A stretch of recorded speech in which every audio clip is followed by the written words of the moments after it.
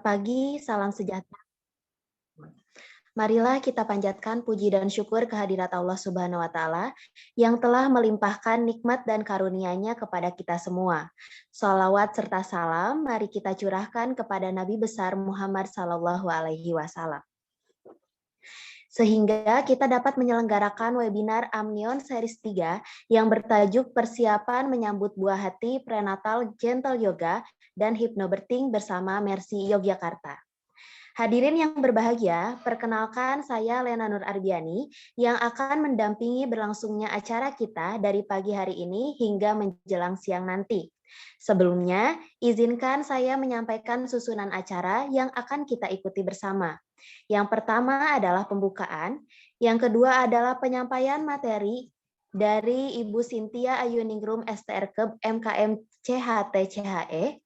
Yang kedua adalah penyampaian materi dari Ibu Ari Andriani MKEB. Kemudian kita akan lanjutkan ke sesi tanya jawab dan penutupan. Hadirin yang berbahagia, marilah kita buka webinar Amnion Series 3 dengan mengucap basmalah bersama-sama. Bismillahirrahmanirrahim. Adapun beberapa aturan dalam webinar ini yang perlu kita perhatikan, di antaranya yang pertama adalah peserta diharapkan mematikan suara selama proses webinar berlangsung. Yang kedua, jika peserta ingin bertanya, dipersilahkan menyampaikan di kolom chat yang telah tersedia dengan mencantumkan nama narasumber yang dituju, diikuti pertanyaan dari peserta. Hadirin sekalian, izinkan saya menjelaskan terlebih dahulu secara singkat mengenai apa itu Mercy Yogyakarta. Mercy Yogyakarta sendiri merupakan organisasi kemanusiaan yang bergerak di bidang kegawat daruratan medis dan mempunyai sifat amanah, profesional, netral, mandiri, sukarela, dan mobilitas yang tinggi. Medical Emergency Rescue Committee ini sudah tersebar di berbagai cabang, yang salah satunya berada di Yogyakarta, dengan kantor kesekretariatan yang berlokasi di Jalan Ontarojo, Wonorejo, Sariharjo, Kecamatan Nganglik, Kabupaten Sleman, Daerah Istimewa Yogyakarta. Kami menghimpun berbagai macam donasi untuk kami salurkan di berbagai misi yang kami laksanakan. Info lebih lanjutnya dapat diakses melalui Instagram @mercy_jogja, melalui DM atau chat WA ke nomor yang telah tertera di sana. Baiklah hadirin sekalian, sampailah kita pada inti acara pokok, yakni penyampaian materi pertama yang akan disampaikan oleh Ibu Cynthia Ayuningrum, STRKEB MKM CHT CHE, dengan judul Prenatal Gentle Yoga, Cara Nyaman Menyambut Buah Hati. Sebelumnya, izinkan saya memperkenalkan secara singkat narasumber pertama kita. Beliau adalah bidan di Puskesmas Rarang, Lombok Timur, dan merupakan owner dari Cinta Mama Mom and Baby Treatment. Selain itu, beliau telah mengambil pendidikan terakhir di S2 Ilmu Kesehatan Masyarakat Universitas 11 Maret Surakarta pada tahun 2019. Beliau juga merupakan training prenatal gentle yoga, training mom and baby spa, dan training basic and advanced hypnotherapy IBH. Saat ini beliau bekerja sebagai bidan di Puskesmas Rarang, Lombok Timur. Baiklah, untuk lebih lanjut bisa dijelaskan langsung oleh narasumber kita ya, kepada Ibu Cynthia Ayuningrum STRKEB MKM CHT CHE, dipersilahkan. Bismillahirrahmanirrahim. Assalamualaikum warahmatullahi wabarakatuh. Terima kasih Mbak Lena. Apakah suara saya sudah terdengar?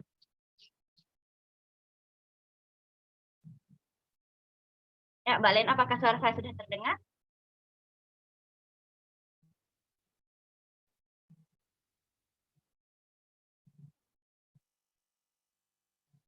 Apakah suara saya sudah terdengar, Mbak Lena? Sudah terdengar, Ibu. Baik, terima kasih. Bismillahirrahmanirrahim. Assalamualaikum warahmatullahi wabarakatuh. Pertama-tama saya ucapkan terima kasih kepada Mercy Jogja atas kesempatannya untuk kita bisa berbagi, untuk kita bisa sharing bersama dengan ibu-ibu hamil yang mengikuti webinar pada minggu hari yang cerah ini ya. Jadi di sini saya akan membawakan materi tentang prenatal gentle yoga, cara nyaman menyambut buah hati. Sebelumnya semoga semua ibu dimanapun berada pada minggu hari ini dalam keadaan yang sehat dan berbahagia. Selamat pagi menjelang siang karena di tempat saya sekarang sudah menunjukkan pukul 11 waktu Indonesia Tengah ya. Mungkin mohon maaf nanti jika ada terdengar suara-suara berisik dari mobil, dari kendaraan, karena kebetulan lokasi rumah saya ini tepat di pinggir jalan raya, begitu ya. Baik, langsung saja Mbak Lena. Iya Bu, bisa langsung disampaikan saja materinya. Baik, ini kurikulum vitae saya seperti yang sudah dibacakan tadi oleh Mbak Lena ya. Walaupun mungkin ini fotonya di Palembang, tapi saya aslinya dari Lombok, Nusa Tenggara Barat, khususnya di Lombok Tengah ya. Dan saya seorang bidan yang mana sekarang jadi bidan di Puskesmas dan juga sebagai owner dari Cinta Mama Aid. Langsung saja.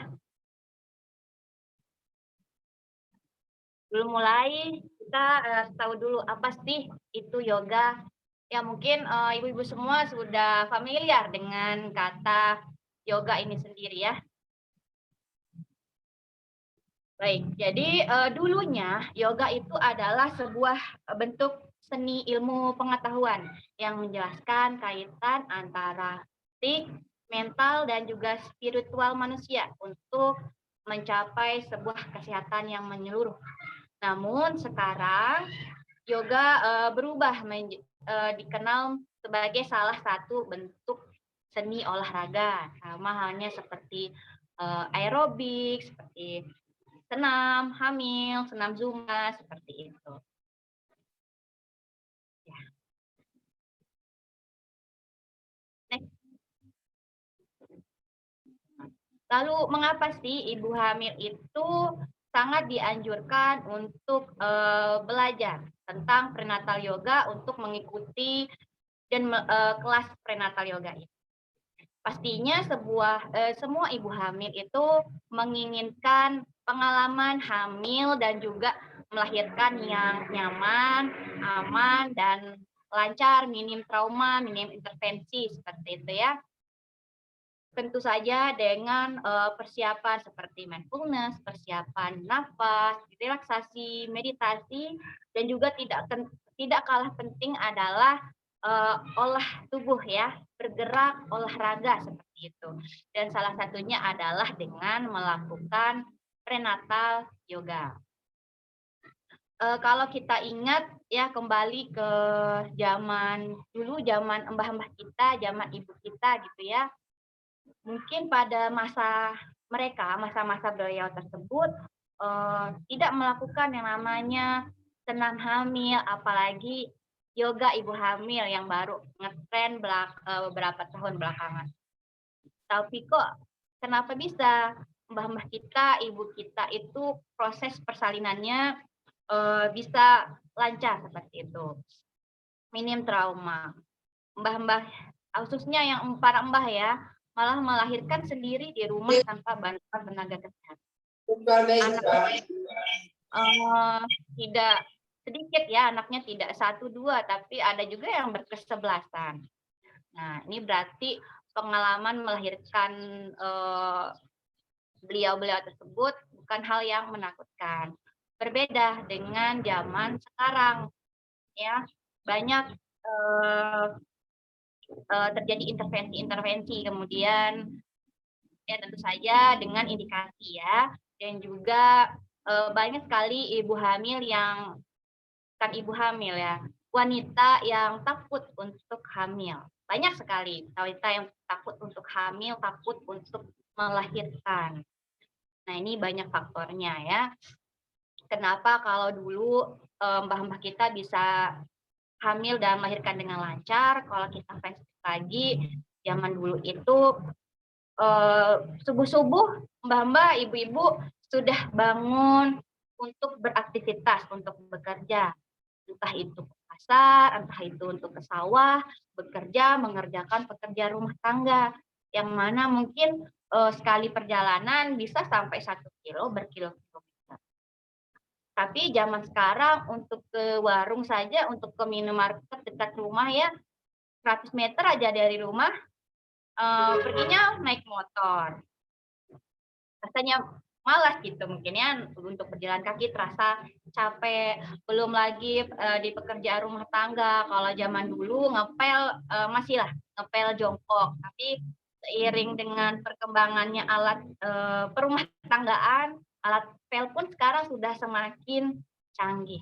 Jadi bagaimana tubuh kita bisa siap untuk hamil dan melahirkan seperti yang kita inginkan.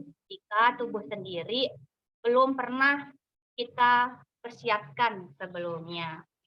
Dan seiring dengan bertambahnya usia kehamilan, maka akan muncul keluhan-keluhan yang sebenarnya bisa kita cegah, bisa kita hindari jika tubuh kita sudah siap menerima perubahan-perubahan tersebut. Maka dengan melakukan prenatal yoga ini menjadi salah satu cara yang baik untuk mempersiapkan kehamilan dan persalinan ibu agar mendapatkan pengalaman ya hamil dan melahirkan yang nyaman, lancar, minim trauma dan menyenangkan. Seperti itu. Oke, next.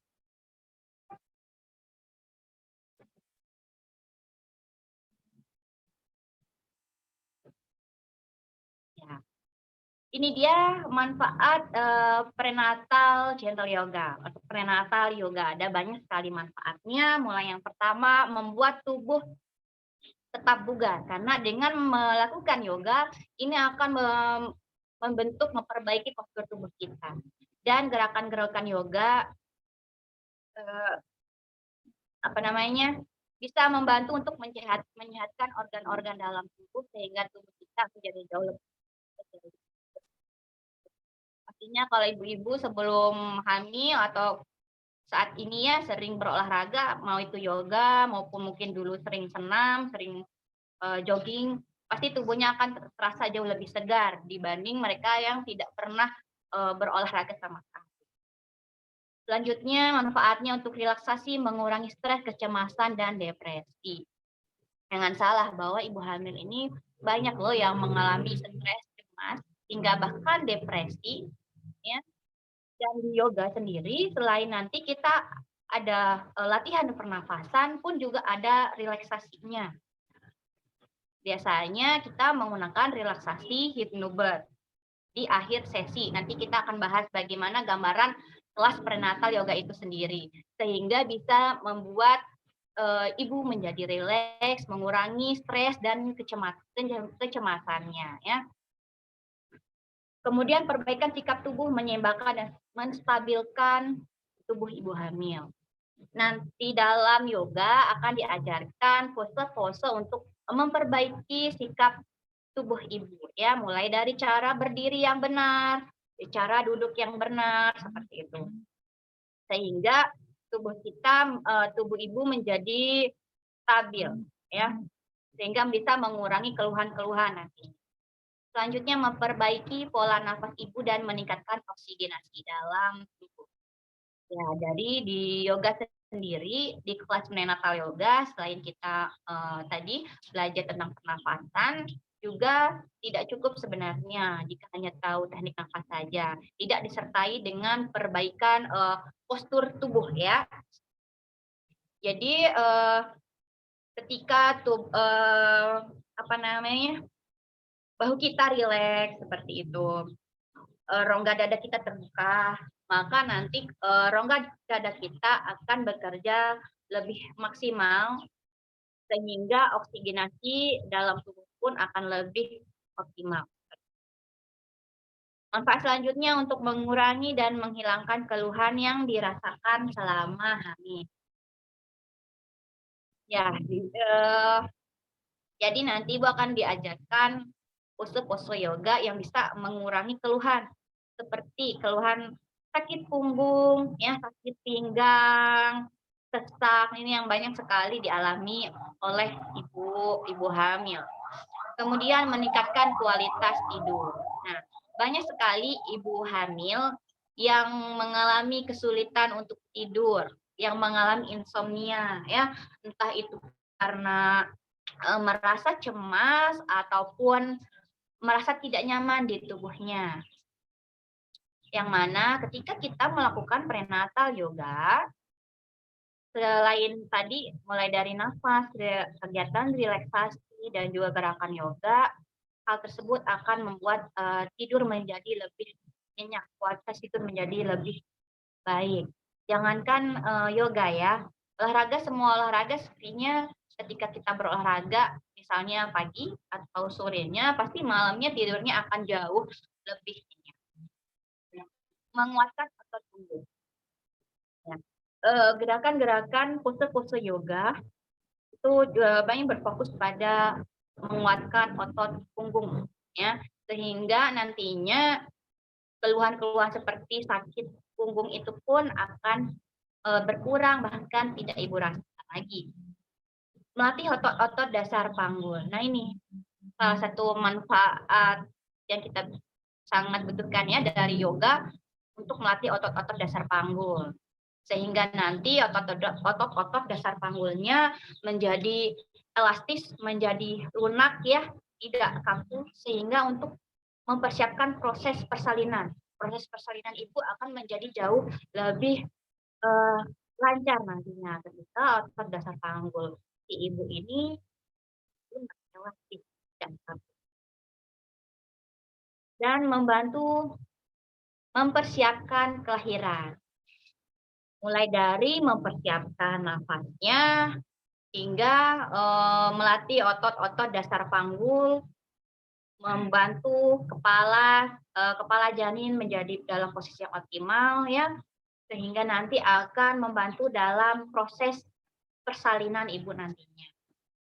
Oke. Next.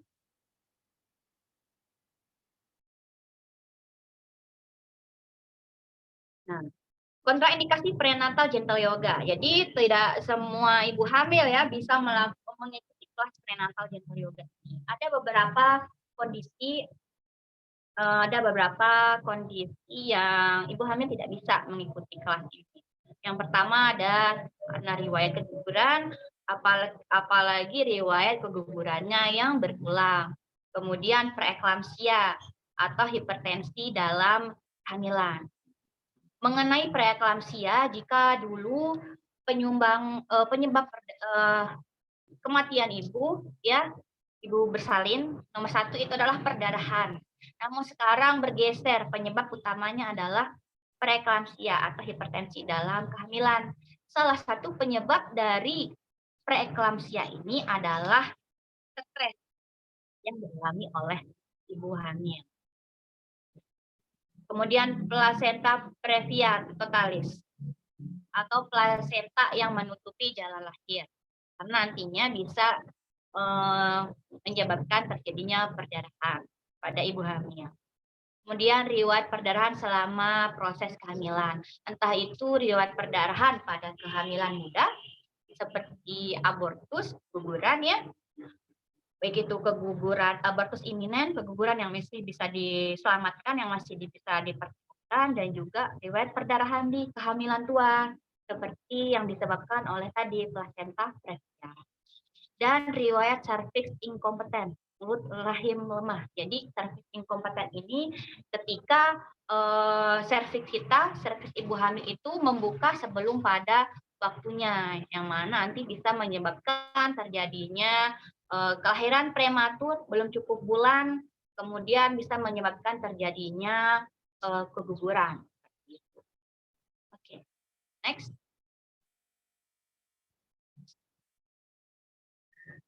Nah, ini dia gambaran kelas prenatal gentle yoga. Jadi ada 5 sesi ya. Yang mana sebelum ibu-ibu memulai kelas prenatal yoga ini sendiri, biasanya provider akan memeriksa kondisi ibu terlebih dahulu, mulai dari tensinya harus normal ya.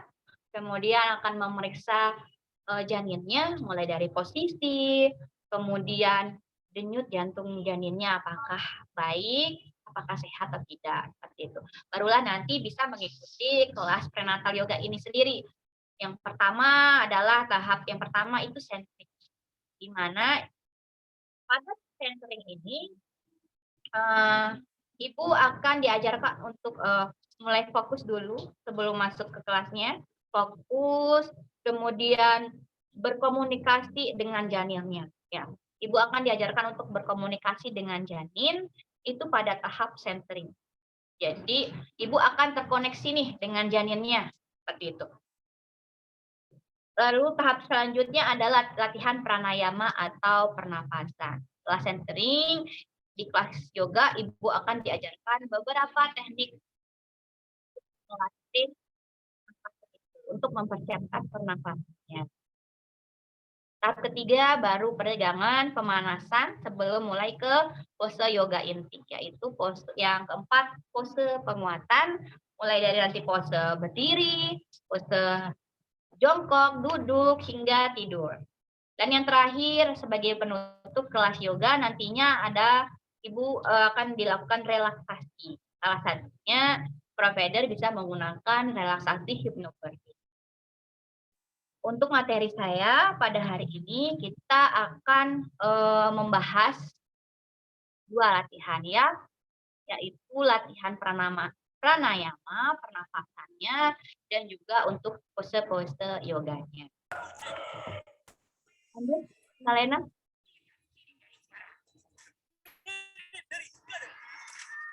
Nah, ini alat-alat yoga yang minimal ibu harus punya di rumah ya.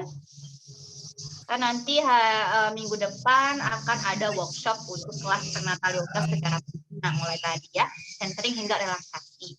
Yang mana harus dipersiapkan di sini adalah yang pertama matras yoga, kemudian balok yoga, strap yoga atau sabuk ya, dan juga selimut yoga. Nah, selimut yoganya ini bebas ya, bisa menggunakan selimut yang ada di rumah. Yang penting bisa melindungi tumpuan lutut kita selama mengikuti kelas yoga. Oke, next.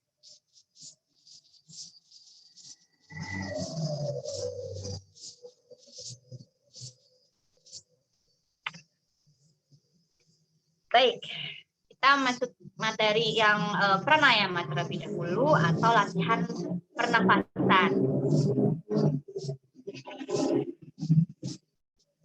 Mohon maaf ya, banyak suara-suara distorsinya di sini. Ya, kita lanjutkan. Hari ini kita akan belajar 4 macam teknik pernafasan. Mungkin dari 4 ini ada yang sudah pernah belajar atau familiar. Jadi biasanya kita sehari-hari pasti bernafas dengan pernafasan dada ya. Mana dadanya yang naik. Ketika nafas dadanya yang mengembang, bahu naik. Seperti itu. Tapi seiring dengan bertambahnya usia kehamilan, perut ibu akan semakin besar sehingga jika menggunakan nafas dada, maka akan mulai terasa sesak. Sehingga kita di sini belajar jenis-jenis pernafasan yang lain untuk mengatasi keluhan sesak pada ibu. Yang pertama ada pernafasan perut, kemudian pernafasan penuh, pernafasan nadi sodasana atau pernafasan bergantian lubang hidung, dan ujjayi breathing. Oke. Langsung saja yang pertama. Next.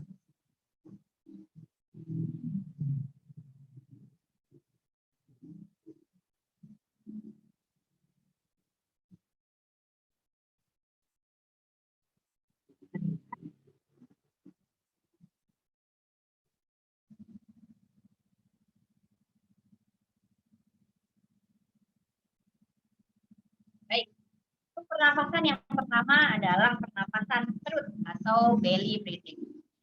Di mana pernapasan perut ini sendiri menjadi dasar dari seni pernapasan yang kita pelajari selanjutnya. Karena nafas perut akan memaksimalkan oksigenasi ke paru-paru dan memaksimalkan udara kotor dan racun-racun di dalam kita keluar terpompa dari paru-paru. Mengaktifkan otot diafragma, paru-paru bagian bawah, memijat organ perut bagian dalam, melancarkan pencernaan, melatih kesadaran otot-otot dasar panggul dan meningkatkan ketenangan. Ya, caranya adalah kita langsung praktek bersama ya. Jadi nanti waktu workshopnya bisa langsung kita tinggal praktek saja. Silahkan pertama-tama Ibu duduk bersila, boleh sambil bersandar di dinding ya, boleh sambil bersandar di dinding. Akan duduk bersila.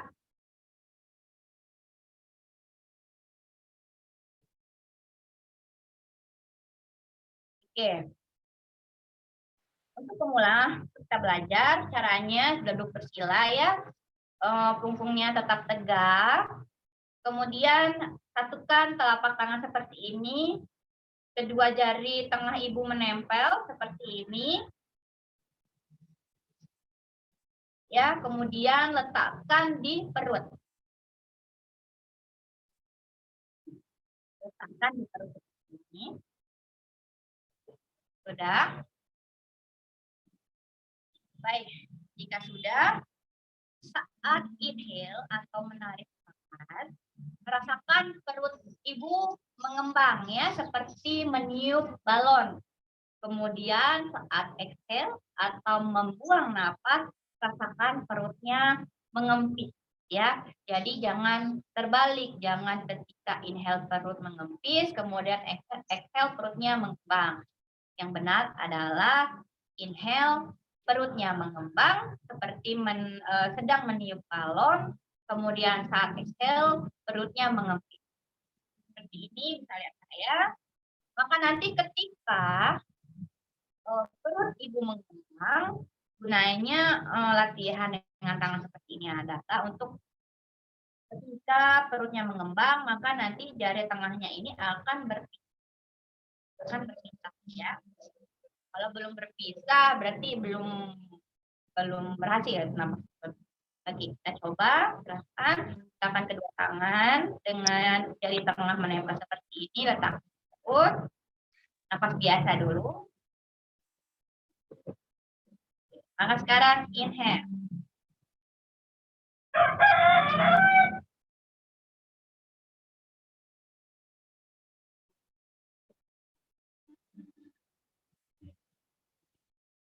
Rasakan ketika menarik nafas, perutnya mengembang. Dan perut ya.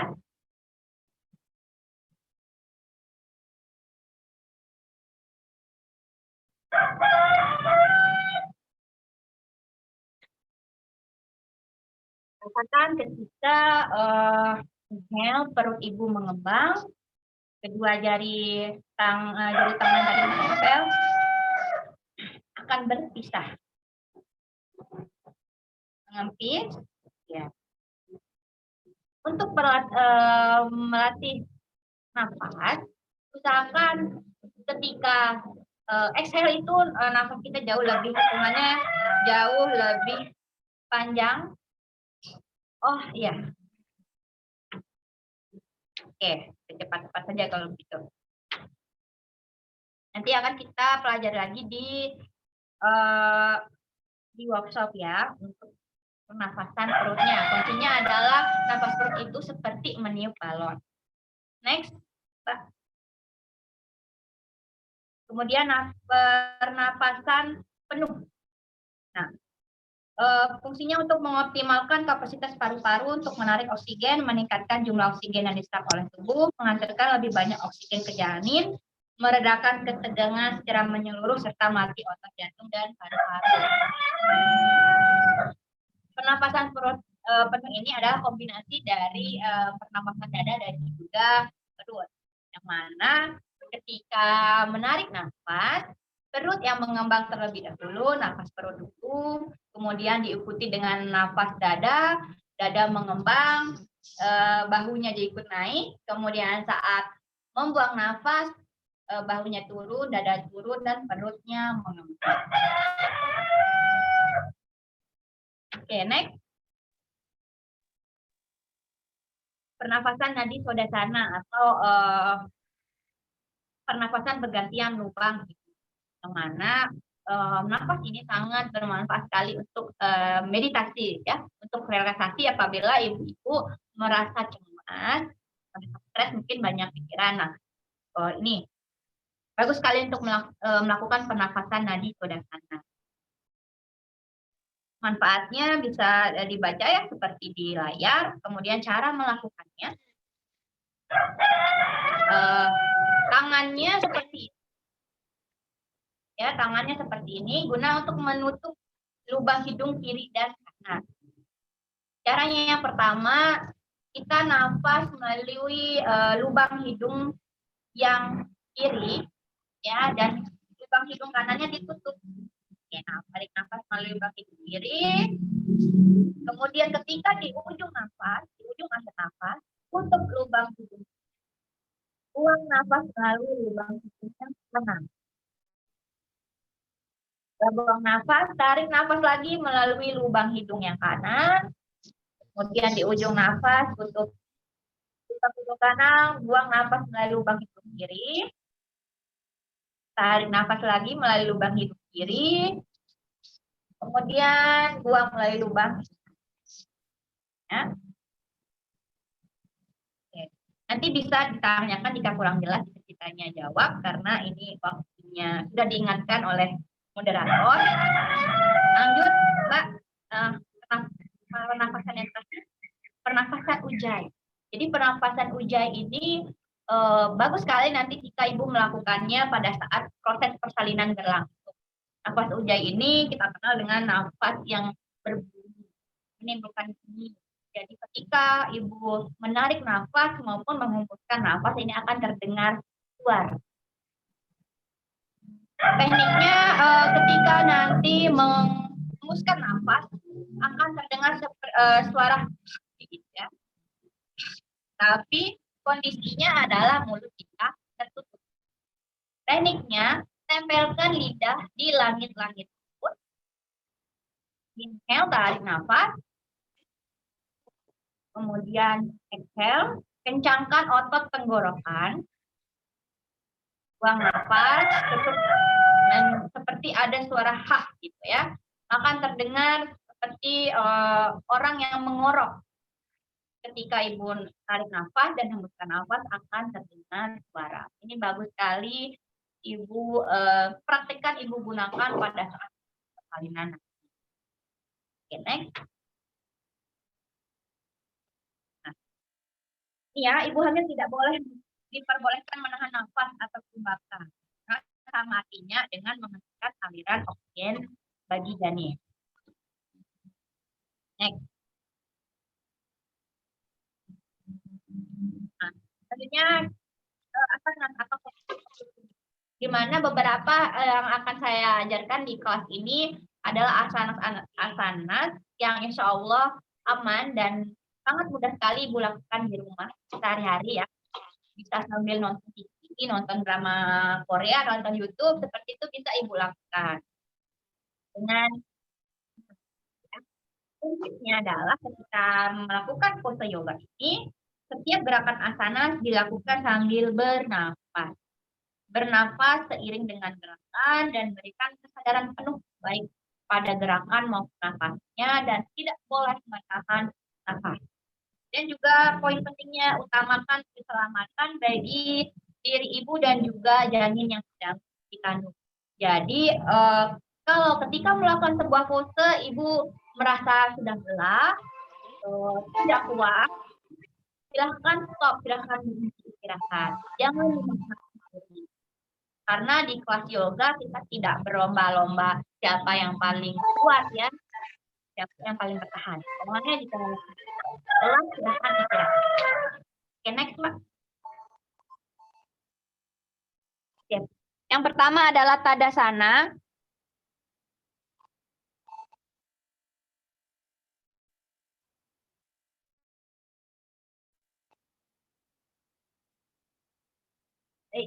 Tadasana adalah postur berdiri. Semua pose berdiri itu adalah pose Tadasana. Dan dengan Ibu mulai memperbaiki postur tubuh dengan cara berdiri yang benar, maka nanti akan mengurangi keluhan seperti sakit perut, sakit tulang, seperti itu ya. Caranya adalah berdiri tegak. Ya. Kemudian mutan ya. Tempelkan kedua telapak kaki rapat ya, seperti ini. Semua menempel, kakinya paralel. Tapi untuk kakinya bisa disesuaikan seiring dengan usia kehamilannya, bisa semakin dilebarkan. Misalnya dibuka selebar panggul seperti ini. Kemudian dadanya dibuka, baru dibuka. Tulang ekornya masuk. Tulang ekor masuk. Kalau misalnya saya berdiri biasa ya, tulang ekor saya sudah masuk seperti ini penampakannya. Dan ketika masuk, nah, tulang ekornya dimasukkan, dadanya dibuka, dadanya di-up, bahunya dibuka, tangan diletakkan di ya. Oke, next. Selanjutnya adalah goddess. Manfaatnya bisa Ibu baca sendiri di Caranya adalah dengan membuka kedua kaki benar.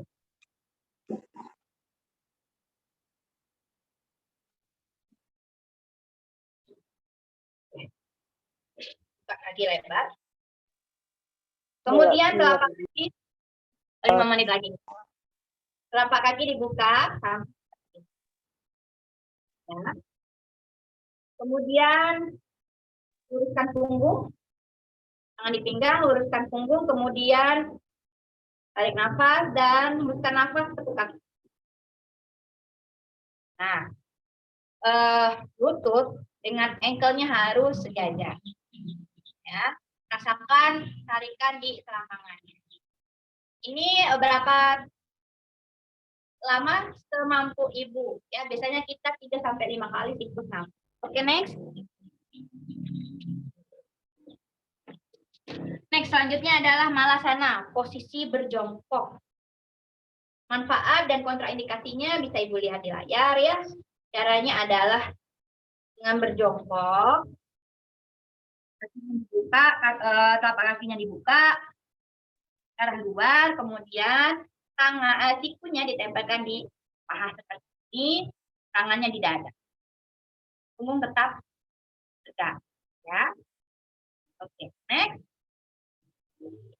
adalah Baddha Konasana. Posisi duduk. Kakinya, lututnya duduk, kedua telapak kaki ditempelkan, tarik mendekati bibir. Nah, ini punggung tetap tegak ya. Kita variasikan dengan menggerakkan paha posisi kuku.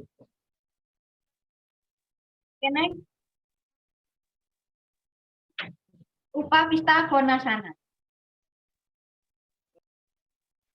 Duduk dengan kedua kaki ditenggangkan, dilebarkan seperti ini. Ya. Kemudian jari kakinya menghadap ke langit-langit, dikencangkan. Nah, punggung tetap tegak. Kemudian kemudian inhale, angkatkan tangan sejauh mungkin, tapi punggung tetap tegak. Kemudian tahan posisinya 3 sampai 5 siklus nafas atau semampu ya. Next.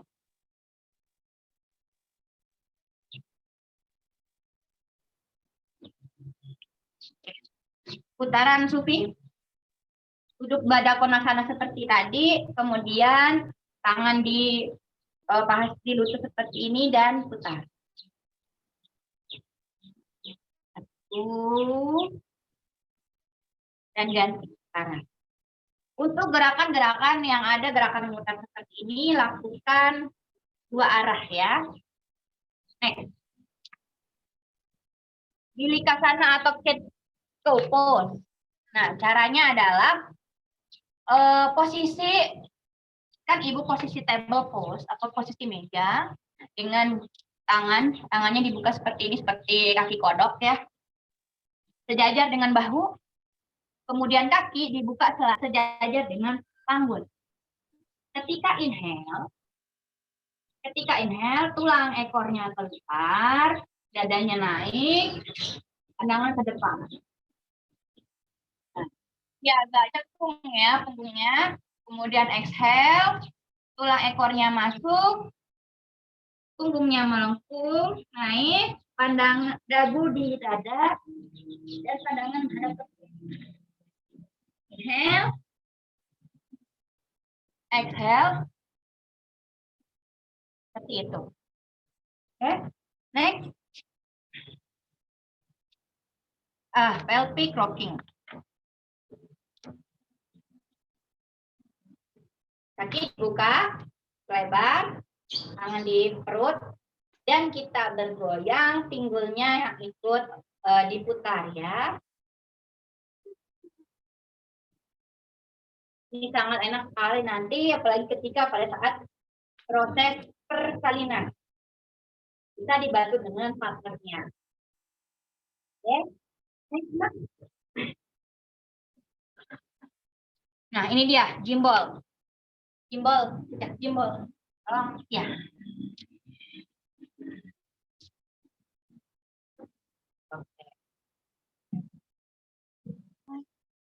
Untuk gimbal, itu ada beberapa ukuran ya, Bu ya. Ada ukurannya rata-rata kalau tingginya 155 ke bawah menggunakan ukuran 65 cm diameternya. Tapi kalau untuk ibu-ibu yang tingginya 155 ke atas bisa menggunakan gimbal ukuran 75 cm. Biar nanti tidak salah membeli gimbal ya. Yang penting adalah ketika hidup di gimbal ya, panggul itu harus lebih tinggi dari lutut atau minimal sejajar. Ya, sejajar lutut. Tidak boleh panggul lebih rendah dari lutut, misalnya. Nah, tidak boleh seperti ini. Kalau misalnya ini tinggi saya 151, ini gimbalnya gimbal diameter 65 ya. Kalau misalnya terasa agak kurang kencang, silahkan dipompa lebih kencang lagi. Yang penting posisinya minimal panggul dan lutut kita sejajar dan kakinya harus menopang. Jangan sampai menggantung karena nanti menjadi tidak nyaman dan keseimbangannya akan terganggu. Oke. Yang terakhir, yoga di ruang bersalin. Yoga di ruang bersalinnya ini semua sudah ada di slide ya, daripada Konasana, cat pose, dan lain-lainnya. Dan tentunya juga menggunakan gimbal. Itu bisa melakukan pelvic rocking dengan gimbal, kemudian bisa bergoyang-goyang di gimbal yang akan sangat membantu sekali untuk penurunan kepala. Dan melakukan gimbal ini sebenarnya bisa dari awal kehamilan, tapi fungsinya berbeda. Kalau dari awal hamil, untuk mengurangi rasa tidak nyaman seperti mual, tinggal berkemir seperti ini. Ya. Tapi jika ingin melakukan pelvic rocking atau duduk di gimbal dan bergoyang-goyang, ini dilakukan pada usia aterem, usia 36 minggu ke atas. Jangan di bawahnya, karena nanti bisa menyebabkan terjadinya kontraksi. Oke, next. Nah, berarti yoga secara teratur adalah obat penenang alami yang bebas dari efek samping. Oke, kita sudah di akhir slide, waktu saya sudah habis dari tadi diingatkan sama Mbak Lena. Yang kurang lebihnya mohon maaf, nanti bisa kita perjelas di sesi tanya jawab dan juga di sesi workshop. Terima kasih, selanjutnya saya serahkan ke moderator. Baik, terima kasih kepada Ibu Cynthia sudah menyampaikan materinya dengan sangat luar biasa, dengan sangat jelas dan lugas ya. Nah, alhamdulillah materi pertama mengenai prenatal yoga telah disampaikan oleh narasumber kita. Jika ada pertanyaan, dipersilahkan untuk disampaikan di kolom chat yang kemudian akan kita diskusikan bersama di sesi tanya jawab nanti. Sebelum melanjutkan ke sesi tanya jawab, kita akan terlebih dahulu mendengarkan penyampaian materi yang kedua dari narasumber kita, yakni Ibu Ari Andriani MKep, dengan judul Hypnobirthing, Sayangi Diri, Sayangi Buah Hati. Sebelumnya, izinkan saya memperkenalkan secara singkat narasumber kedua kita. Beliau adalah salah satu dosen di Stikes Akbidyo Yogyakarta.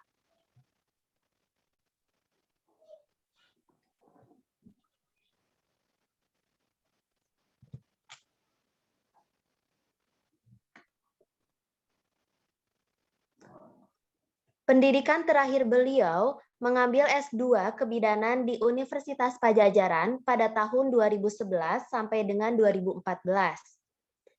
Beliau juga melaksanakan penelitian dalam 5 tahun terakhir. Untuk penelitian terbarunya mengenai optimalisasi kombinasi terapi warna hijau, aromaterapi lavender, dan terapi musik untuk menurunkan nyeri dan kecemasan ibu bersalin yang dilaksanakan pada tahun 2018. Beliau juga melaksanakan pengabdian kepada masyarakat dalam 5 tahun terakhir dan juga mempublikasikan beberapa artikel ilmiah, yakni salah satunya adalah artikel mengenai kelas hypnobirthing sebagai mind body intervention, studi kualitatif di Puskesmas Rawat Inap Kota Yogyakarta, di mana ini merupakan jurnal ilmu kebidanan yang terbit pada tahun 2016.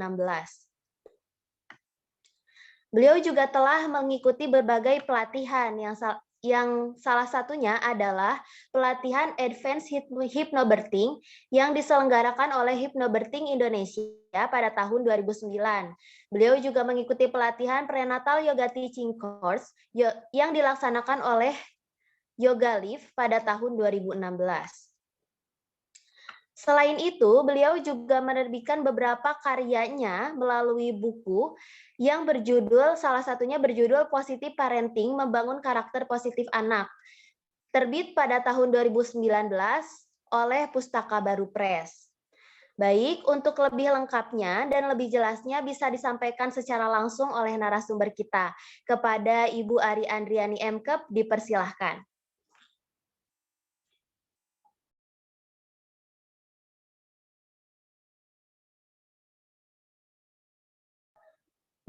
Belum terdengar suaranya ya, Bu?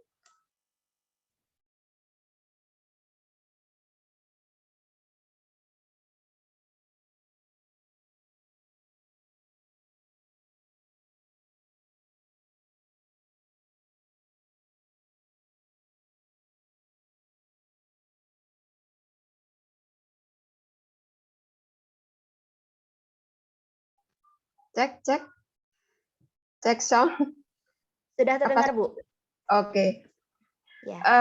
Baik, terima kasih atas waktunya, kesempatannya. Alhamdulillahirrahmanirrahim. Selamat. Kalau di tempat Bu Ayu jam berapa ini? Selamat siang. Assalamualaikum warahmatullahi wabarakatuh. Saya diminta oleh Mbak Lena ya, kapan waktu itu gitu ya. Mungkin sebelumnya terima kasih dulu gitu ya untuk panitia, kemudian ada dari Mercy ya, penyelenggaranya Mercy, kemudian ada Payung Kalbu, Amnion ya, Aini, terus ada Postpartum ID, Cinta Mama ya, satu lagi nggak kebaca, mohon maaf. Atas kesempatannya ya, sehingga pada hari Minggu yang kalau di tempat saya agak mendung ya, ini kita bisa berbagi gitu ya, sharing-sharing ya mengenai tentunya tujuannya untuk kita, terutama saya sebagai bidan ya, peran saya sebagai sahabat perempuan. Salam kenal, salam hormat buat Ibu Cynthia Ayu ya, Bu ya. Sama-sama praktisi di apa namanya kebidanan komplementer gitu ya. Senang sekali bisa menjadi partner hari ini gitu. Baik, untuk menyingkat waktu, saya diberi waktu sampai jam berapa ya Mbak Lena? Sampai jam 11 lebih 9 menit, Bu. 11 lebih 9 menit. Baik, semoga bisa tersampaikan dengan baik ya. Saya akan menyampaikan mengenai hypnobirthing ya topiknya dengan apa namanya subjudul gitu ya, sayangi diri, sayangi buah hati gitu ya. Kayaknya romantis banget judulnya gitu ya. Next, Mbak.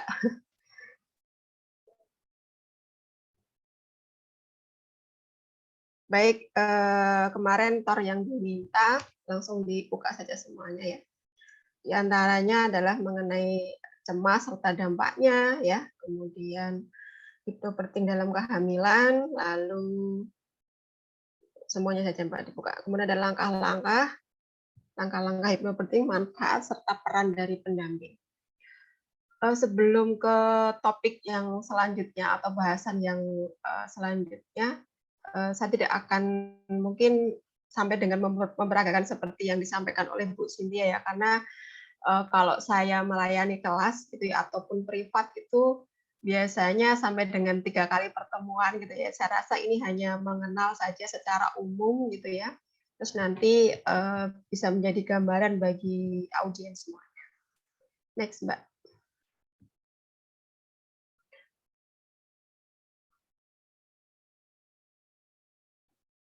Baik, saya sangat apa namanya ya, tergugah sekali dengan quotes ini gitu ya. Jadi selama ini peran saya, terutama pribadi sebagai bidan itu ternyata punya tanggung jawab yang cukup besar gitu ya untuk generasi ini gitu ya.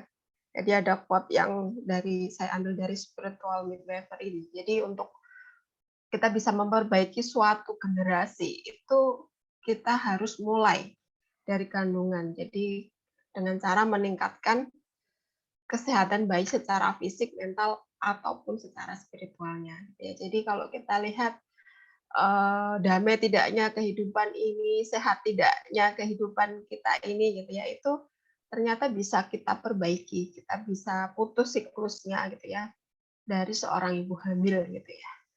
Oke, next. Sudahkah kita ketahui ya, terutama bidan ataupun audiens yang lain bahwasanya ketika nenek kita itu mengandung ibu kita gitu ya, di situ sebenarnya sudah ada bagian dari kita gitu ya. Karena di apa namanya tubuh seorang ibu hamil itu di janinnya itu ternyata sudah ada sel telurnya juga gitu ya. Nah, jadi singkat kata kesehatan seorang perempuan, kesehatan dalam tanda kutip secara utuh ya, mental, sosial, spiritual gitu ya, itu bisa kita lihat gitu ya, itu ke dua generasi ke depan itu dari tubuh seorang ibu hamil yang saat ini sedang hamil gitu ya. Jadi betapa sangat apa ya, itu merupakan suatu apa koneksi yang sangat panjang gitu ya, waktu yang sangat panjang gitu ya hubungan tersebut gitu. Jadi kesehatan seorang ibu itu nanti akan menentukan sampai dengan cucunya kelak gitu ya. Next.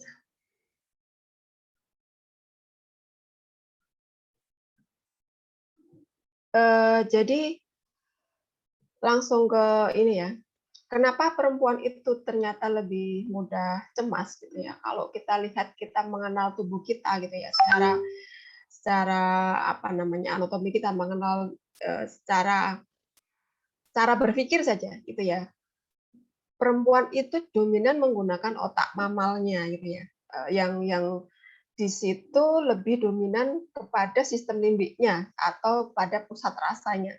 Beda dengan laki-laki, mereka lebih ke apa namanya intuisi atau yang disebut dengan otak reptil ya. Itu yang pertama, sehingga segala sesuatu itu sangat mudah sekali untuk apa ya, papa dipikir gitu ya, hal kecil dipikir bahkan dari dari sepanjang hayatnya dia itu untuk apa ya, merasa gitu ya, lebih peka untuk dirasanya gitu ya. Itu yang menyebabkan, apa namanya, perempuan itu lebih mudah cemas gitu ya. Kemudian, eee, selain itu, dari apa namanya, karena pengaruh dari cemas itu, maka akan menyumbang terutama gitu ya, kalau kemarin saya lihat itu, angkanya saya temukan depresi dan kecemasan itu merupakan, apa namanya, gangguan umum yang prevalensinya lebih tinggi dari sekitar 200 juta di seluruh dunia ya, 3,6%-nya itu ya, dari populasi ya, itu menderita kecemasan. Kemudian saya dapatkan juga kalau di apa, kemarin saya dari survei apa, saya lupa gitu ya, di 10 besar penyakit mental disorder itu ternyata anxiety disorder itu menempati urutan kedua setelah depresi gitu ya. Dan tentunya, karena proses berpikir tadi itu, perempuan itu cenderung 2 kalinya itu lebih mudah gitu ya, terserang untuk mengalami depresi ataupun, kecemasan ataupun depresi gitu ya. Jadi inilah yang nantinya akan, tentunya berpengaruh dalam kehidupan kita sehari-hari gitu ya, terutama menjalani siklus reproduksi gitu ya. Eee, Jangankan untuk tugas yang cukup apa ya, besar gitu ya, kehamilan, bersalin gitu ya, ketika kita menstruasi saja gitu ya, itu sudah terganggu gitu ya, karena memang ada, yang membedakan kita dengan laki-laki kan memang apa ya, kita secara hormonal berbeda gitu ya. Kita punya estrogen dan progesteron dan itu sangat, rentan gitu ya untuk, mempengaruhi proses kognisi gitu ya, cara berpikir gitu ya. Mungkin, teman-teman yang di sini ibu-ibu ataupun mbak-mbak yang kalau mau mens gitu ya, itu, nggak tahu penyebabnya, kenapa kok tiba-tiba uring-uringan gitu ya, moody gitu ya. Nah, itu saja dalam dalam apa namanya, siklus haid gitu ya, sebulan sekali, apalagi untuk yang apa namanya, jumlah jumlah fluktuasinya yang sangat hebat ketika proses, bersalin hamil ataupun saat proses menyusui gitu ya. Oke, next.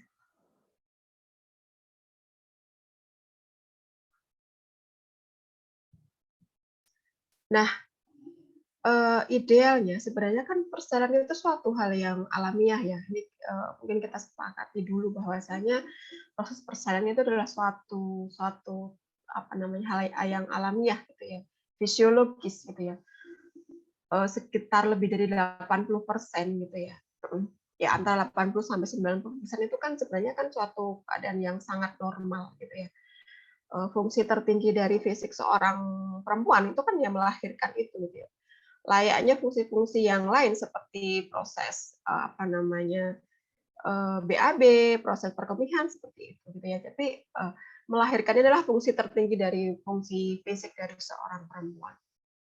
Eee Selayaknya itu, apa ya, setiap kelahiran adalah pengalaman yang kuat dan apa namanya, transformasional gitu ya. Kalau kita ingat gitu ya, kalau dulu diceritakan gitu ya tadi oleh Bu Bu Cynthia gitu ya, kalau simbah-simbah kita dulu melahirkan gitu ya, itu mereka ya menganggap itu hal yang lumrah biasa gitu ya.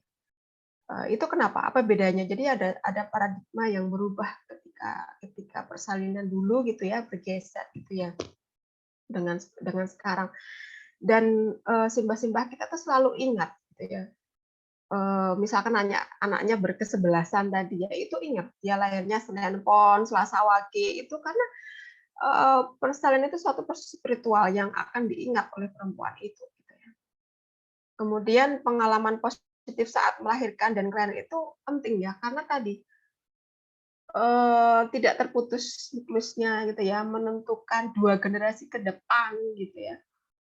Kemudian menciptakan persalinan dan pengalaman lahir yang positif merupakan awal yang baik dari kunci masa depan, gitu. Jadi, apa namanya, karena kalau kita memandang utuh gitu ya, ketika proses persalinan itu, si bayi juga merasakan nyerinya gitu ya, dan itu kalau, apa namanya, juga tersimpan di bawah sadar sih. si bayi gitu ya. Bahwasanya kalau si bayi itu lahir dengan keadaan yang damai gitu ya, diharapkan gitu ya. Itu seperti cetak biru yang apa ya, menganggap bahwa dunia itu sedamai itu, senyaman itu, seindah itu. Beda kalau itu sebaliknya. Misalkan kondisi yang apa, mohon maaf gitu ya, jadi misalkan dia prematur gitu ya, sehingga memang harus banyak intervensi yang memang invasif atau menyakiti. Nah, itu juga akan terekam juga gitu ya di bawah sadar si bayi gitu ya, bahwasanya dia mempersepsikan bahwa dunia itu seperti itu gitu ya, gelap, kemudian dingin, sakit gitu ya. Nah, riset gitu ya, saya pernah membaca artikel bahwasanya banyak banyak para narapidana gitu ya di luar negeri sana gitu ya, negara sana gitu ya. Itu mereka ternyata ditelusuri gitu ya ke belakang, itu ternyata memang dia kelahirannya dulu prematur dan apa namanya, mendapat intervensi, entah itu mungkin dipasang infus, mungkin dipasang apa namanya, sungkup atau dengan intervensi. Nah, itu akan terekam gitu ya, dan itu akan tadi menjadi cetak biru, oh ternyata kehidupan dunia itu seperti ini gitu ya. Kemudian setiap perempuan memiliki potensi untuk menjalani dan mengalami proses melahirkan sealamiah, setenang dan senyaman mungkin. Artinya setiap perempuan itu punya hak gitu ya untuk apa namanya, mendapatkan informasi seperti yang kita alami sekarang ini, saring tukar informasi itu mereka untuk mendapatkan yang terbaik gitu ya buat mereka. Sebenarnya sejauh mana teknologi ataupun apa ya, pengelolaan ataupun apa namanya, untuk menghadapi persalinan itu yang terbaik seperti apa. Itu sebenarnya hak mereka gitu ya. Jadi sebenarnya sudah banyak sekali ya, kalau kita lihat data gitu ya yang pelatihan ataupun untuk apa namanya, intervensi mind body seperti salah satunya mind body intervensi seperti hipnobirthing ini.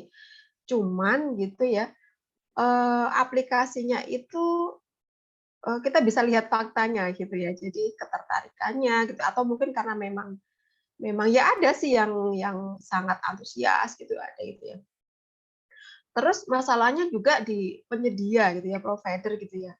Bidan-bidan ataupun mungkin perawat, dokter, psikolog yang memang dia sudah mungkin seperti Bu Cynthia gitu ya, apa namanya, oh saya buka buka kelas ini gitu ya, memberikan pelayanan ini dan itu menjadikan kalau kalau toh memang memang memberikan layanan itu gitu ya, anggapan di itu pasti, "Ah, kelasnya berapa? Mahal tidak?" Kan seperti itu gitu ya. Apakah, kalau mimpi saya sih, itu ya sebagai seorang apa namanya ya, pendidik gitu ya, itu kan menjadi apa ya, kenapa nggak mereka itu terus mendapatkan layanan itu gitu ya, negara menjamin gitu ya. Jadi, misalkan di puskesmas ada layanan itu gitu ya, saya rasa sekarang untuk apa namanya, sudah banyak sekali gitu ya, dokter, perawat, bidan yang interest ke situ, kemudian, mereka memberikan layanan itu, gitu ya. Alangkah indahnya gitu ya, ketika ibu-ibu, para suami itu tahu, kemudian menerapkan gitu ya, sehingga harapannya tadi, persalinannya itu mendapat pengalaman yang positif tadi, gitu ya. Tapi mungkin ya everything is proses gitu ya, butuh butuh mungkin ini butuh waktu apa ya, kalau saya dari pelatihan sampai dengan ini menjadi suatu apa ya, hal yang booming yang ini itu ya, saya pelatihan itu 2008 gitu ya, butuh waktu berapa gitu ya, sampai dengan menjamur banyak yang mengikuti gitu ya, para rekan-rekan sejawat gitu ya. Tapi aplikasinya gitu ya, seperti ya mungkin saya karena belum tahu atau gimana, sepertinya masih adem ayem gitu, atau mungkin kalangan tertentu yang bisa mengakses gitu. Oke, next.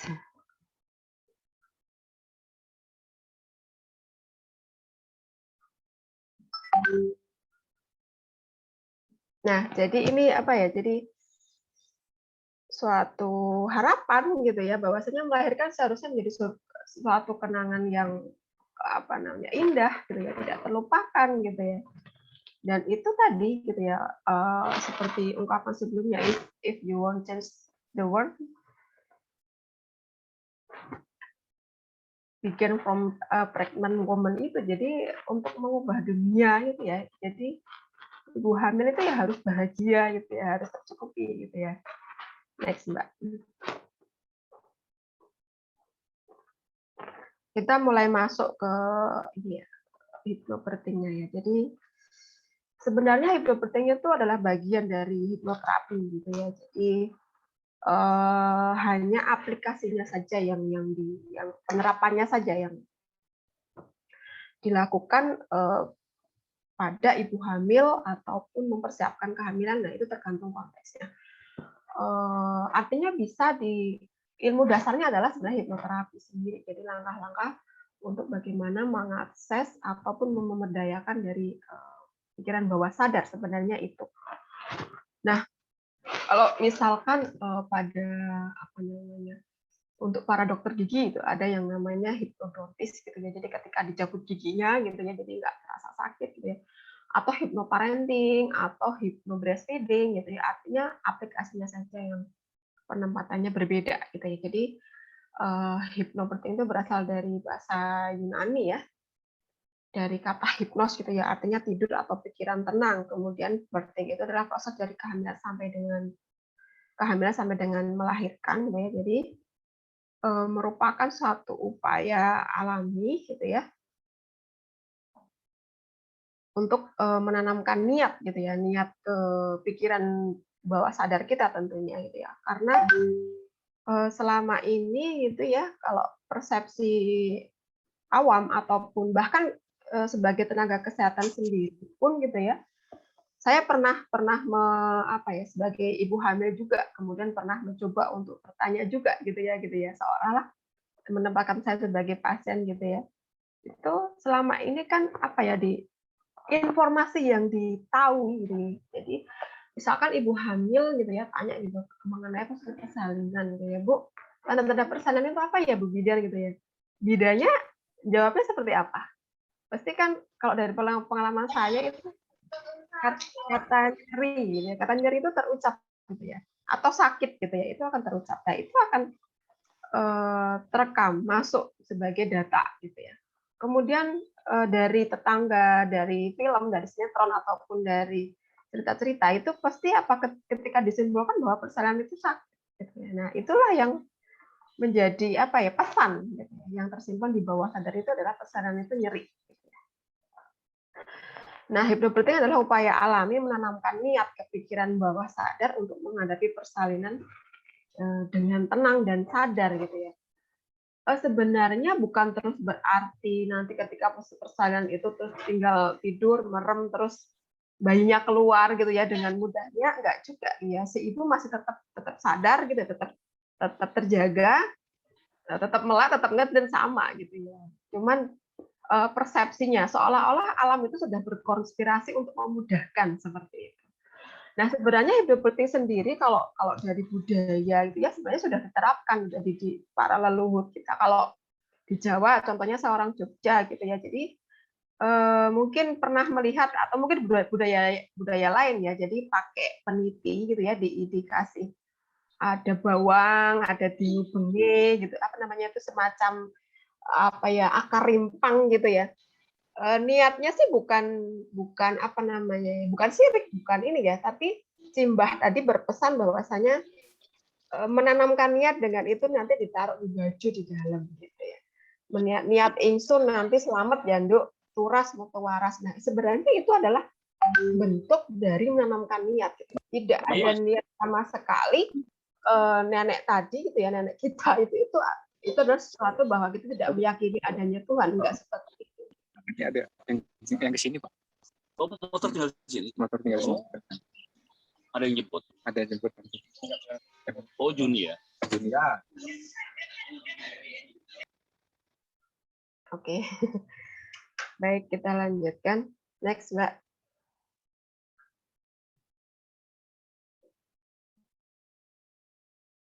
Mungkin sedikit sejarah gitu ya, tapi saya tidak akan menjelaskan secara hipnoterapi secara luas, tapi khusus yang hipnobirthing saja gitu ya. Kalau yang pernah saya baca mungkin sekilas, jadi sampai dengan bisa ke Indonesia gitu ya.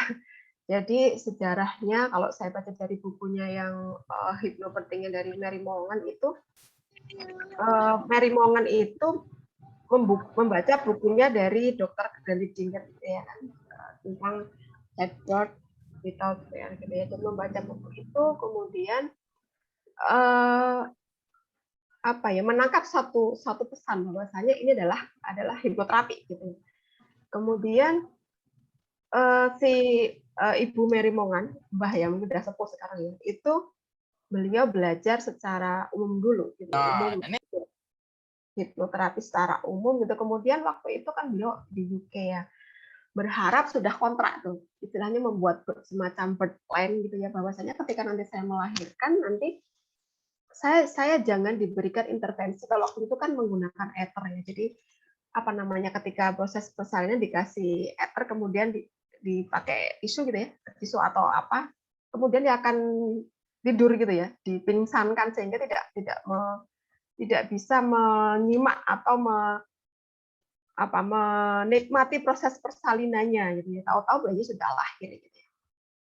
Nah, itu sampai dengan keempat anaknya itu tidak berhasil juga gitu ya, padahal beliau itu sudah istilahnya belajar tentang hipnoterapi secara umum itu.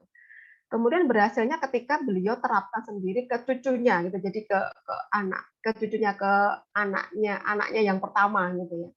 Itu tahun 91 itu baru itu konon sebagai bayi hypnobirthing pertama gitu ya. Kalau baca seperti itu. Kemudian dari Indonesia sendiri Bulani pelopornya gitu ya, hypnobirthing Indonesia itu belajar tapi tidak ke Mary Mongan tapi ke Australia waktu itu di tahun 2002 kalau nggak salah.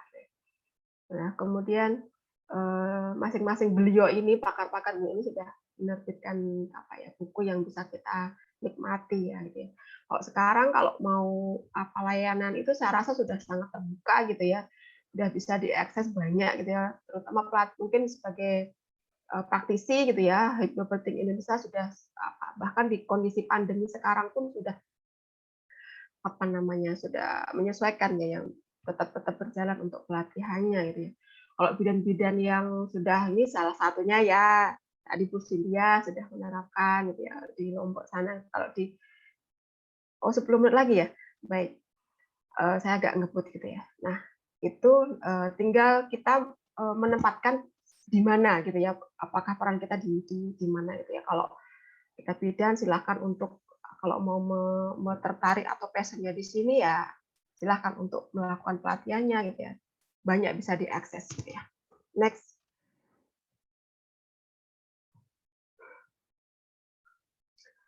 Jadi tadi ya Hypnobirthing itu bagian dari hipnoterapi adalah pemberdayaan energi jiwa bawah sadar dengan cara mengistirahatkan jiwa sadarnya gitu ya. Next Mbak, itu seperti apakah gitu ya kita kalau kita lihat menggunakan analogi fenomena gunung es gitu ya. Jadi sebenarnya yang di permukaan laut itu adalah pikiran sadar kita dan dia sebenarnya hanya kontribusi sekitar 10% terhadap kehidupan kita gitu ya.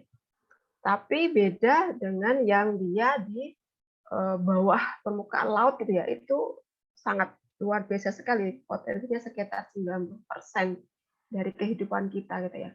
Kalau tadi yang fungsi dari sadar itu diantaranya adalah analisis, decision, pengambilan keputusan gitu ya, willpower gitu ya. Kemudian kalau yang bawah sadar itu ada kepercayaan, nilai-nilai, identitas, kemudian kepercayaan diri, kemudian kebiasaan, emosi gitu ya. Resist to change gitu ya, itu artinya apa yang tampak gitu, yang kita ucapkan, yang kita lakukan itu sebenarnya produk dari bawah sadar. Next. Nah, fakta menariknya adalah gitu ya, jadi bawah sadar itu jadi dia tidak dari mana nih? Selalu waspada dan siaga, artinya dia tidak pernah tertidur gitu ya. Makanya jadi ketika kita mau misalkan dalam konsep parenting saja itu hati-hati sekali gitu ya, misalkan nonton TV gitu ya, itu kalau sudah ini ya jangan ketika anaknya tidur ya jangan dinyalakan gitu. Itu akan tetap terekam gitu ya. Kemudian dia akan merekam segalanya ya. Terus tadi ya mengontrol 88% dari hidup kita dibangun atas dasar kebiasaan ya. Artinya repetisi di sini yang memainkan peran. Kemudian tidak mempunyai bahasa verbal, biasanya dia memberikan pesan melalui mimpi. Jadi tidak bisa membedakan apakah itu real atau hanya bayangan gitu ya. Membayangkan sama kondisi real itu dia tidak bisa membedakan. Kemudian melingkupi segalanya ya tadi, dapat melakukan triliunan aksi dalam sekejap gitu ya, karena sangat cerdas sekali gitu ya. Kalau bisa dilihat gitu ya melalui apa ya, itu sangat sibuk sekali gitu ya pikiran kita itu. Kemudian dia tidak logis, dia adalah perasaan dari pikiran tidak logis, maksudnya gimana? Mungkin teknologi sekarang yang tercanggih itu apa? Misalkan apa ya? Secara sadar gitu ya. Pakai pesawat Apollo ke bulan, itu kan real ya, nyata. Tapi bawah sadar itu bahkan kita ketemu dengan Tuhan aja bisa, gitu. Ngobrol dengan Nabi aja bisa. Itulah maksudnya tidak logis di situ. Kemudian lebih kuat daripada dari pikiran sadar. Next. Nah, ini sebenarnya penjelasan dari apa namanya, bagaimana kita bisa mengakses bawah sadar itu untuk memberdayakan tadi gitu ya. Jadi kalau kita lihat seandainya otak kita rekam gitu ya menggunakan EEG atau elektroensefalografi itu akan muncul gambaran seperti ini gitu ya. Jadi kalau beta itu gelombangnya itu, jadi kalau dari yang beta dulu. Beta itu gelombangnya antara 13 sampai 30 Hz gitu ya. Jadi dia rapat-rapat gitu ya. Gelombangnya rapat-rapat gitu ya. Nah, di situ menunjukkan otak kita sedang berada dalam kondisi terjaga, kemudian didominasi oleh logika. Misalkan kita sedang mengerjakan matematik gitu ya. Itu kalau direkam itu gambarannya seperti itu. Kemudian diturunkan sedikit ke alfa. Alfa itu kondisi dalam keadaan rileks ya, meditatif, damai gitu ya. Misalkan sedang asik baca buku, mendengarkan musik gitu ya, nonton drakor. Nah, gitu kan itu agak landai, grafiknya itu agak landai. Jadi gelombangnya sekitar 8 sampai 13 ya. Nah, mulai mengakses itu dengan mulai gelombang ini. Kemudian dipertahankan sampai dengan ke theta gitu ya, antara 8 sampai 8 Hz. Jadi otak berada dalam keadaan meditasi mendalam gitu ya, berpotensi terjadi perubahan sikap yang lebih dalam. Jadi ketika proses relaksasi hipnopedik itu dijaga gelombang otaknya untuk antara alfa sampai dengan theta gitu ya. Kemudian kalau delta itu sudah tidur dalam gitu ya. Jadi dia gelombangnya sangat renggang gitu ya. Jadi dia tidur pulas tanpa mimpi gitu ya. Next.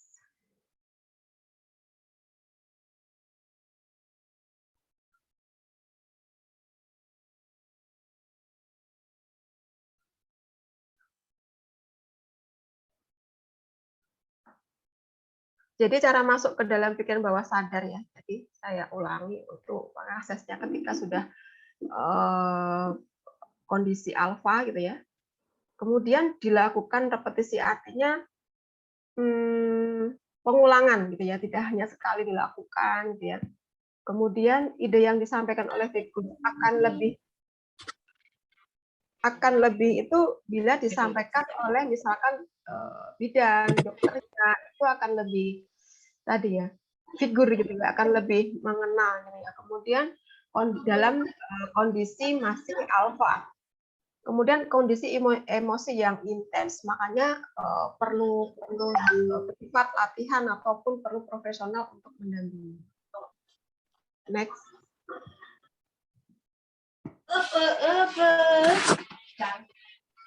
Nah, sebenarnya kondisi meditatif tadi itu sebenarnya sama halnya ketika dalam posisi ketika kita itu berdoa, kemudian meditasi, kemudian visualisasi untuk pencapaian tujuan atau afirmasi gitu ya, ataupun swasugesti sendiri atau hipnotis sendiri. Jadi kondisinya sama.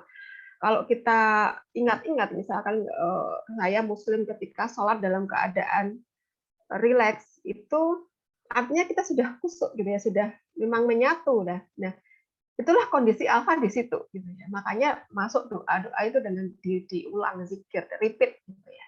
Seperti itu. Next.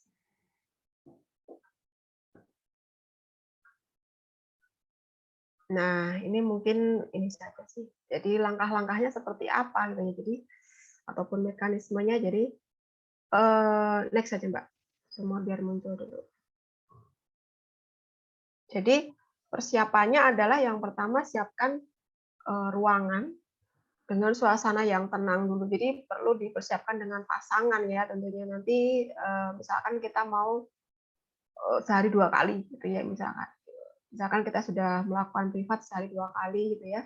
Tinggal melakukan, sudah diajarkan begitu. Nah, itu persiapkan mungkin HP di-off-kan dulu ataupun di silent gitu ya. Kemudian sekitar 30 menit ke depan gitu ya. Ruangan diredupkan gitu ya. Kemudian biar nggak terlalu sumuk gitu ya. Mungkin AC atau kipas. Artinya dipersiapkan dulu gitu ya sebelum kita melakukan. Kemudian menggunakan musik. Nah, musik itu sebagai media atau alat bantu untuk mempercepat gitu ya, bisa dengan karena kan apa namanya dengan bantuan 5 indera itu bisa mempercepat untuk mengakses bawah sadar tadi untuk bisa menurunkan gelombang otak, bisa menggunakan musik yang dia memang monoton gitu ya, bisa musik klasik gitu ya. Boleh enggak kalau misalkan dia memang suka gamelan gitu ya. Artinya gamelannya tentunya yang temponya lambat. Kemudian ada aromaterapi tertentu yang memang sangat membantu sekali ya gitu ya untuk mempercepat. Contohnya yang direkomendasikan itu adalah lavender gitu ya. Memang sudah ada resepnya yang itu untuk cemas gitu ya. Itu bisa sangat efektif. Kemudian panduan relaksasi otot. Nah, saat ini sudah kalau itu sudah dilengkapi dengan misalkan kita sudah pelatihan itu biasanya dibarengan dengan CD ataupun CD relaksasi ya. Ataupun ketika memang sudah melakukan pelatihan, couple ataupun pasangan itu suami sudah kooperatif ya, artinya biasanya bertahap gitu ya. Pertemuan pertama dia akan membuat semacam harapannya apa gitu ya. Jadi dibuat dulu nanti diajarkan bagaimana membuat afirmasi, bagaimana melakukan ini ada langkah-langkahnya gitu ya. Jadi kalau misalkan selama ini yang saya ajarkan itu menggunakan mnemonic breath gitu ya. Jadi mulai induksi gitu ya. Jadi proses menuju induksi, proses penurunan menuju gelombang alfa, kemudian habis itu kita lakukan relaksasi dari relaksasi otot gitu ya, direlaksasikan dulu, kemudian relaksasi nafas, kemudian relaksasi pikiran. Kalau sudah itu terus isolasi, gitu ya. Isolasi itu biasanya suara-suara apapun yang terdengar ibu akan semakin rileks, semakin nyaman, semakin damai, semakin tenang misalkan. Itu adalah isolasi. Ya. Kemudian terus habis itu tes dilihat gitu ya, apakah memang sudah benar-benar kondisi alfa gitu ya oleh apa namanya praktisinya gitu ya. Kemudian habis itu terus dikonsolidasi namanya ya, dicek ya biasanya. Habis itu baru masuk ke implantasi afirmasinya tadi sesuai dengan harapannya yang sudah dibuat tadi oleh couple tadi, baru nanti diterminasi, dibangunkan secara perlahan. Langkah-langkahnya seperti itu. Next saja.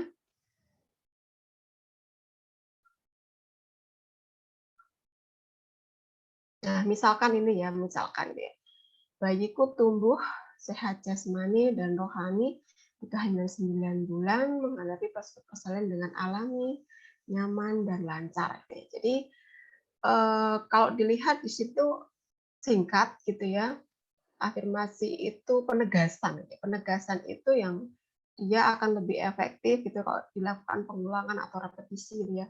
Dan ada syaratnya tentunya. Apa saja? Next, Pak.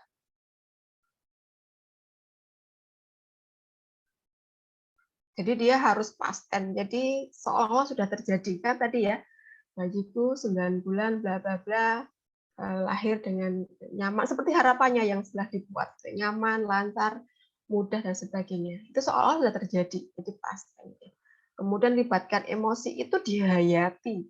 dirasakan seolah-olah bayinya sudah hadir, tangisannya yang kuat gitu ya, badannya yang sehat gitu ya, dibayangkan, dihayati. Kemudian kalimatnya positif. Positif itu jadi tidak misalkan tidak sakit tapi nyaman gitu ya. Kemudian apalagi? Artinya seperti apa yang diharapkan. Tidak ada tidak gitu ya. Jadi persalinanku berjalan dengan nyaman ya, tapi bukan terus begini. Persalinanku tidak sakit gitu ya, berjalan cepat itu enggak. Sakitnya itu enggak ada. Enggak boleh gitu ya. Kemudian repetisi itu diulang-ulang gitu ya. Artinya misalkan sepakati dengan pasangan dilakukan sehari berapa kali gitu ya. Itu akan jauh lebih efektif gitu ya. Terus apakah ini menjamin gitu ya akan terus seperti manfaatnya? Kita lihat manfaatnya.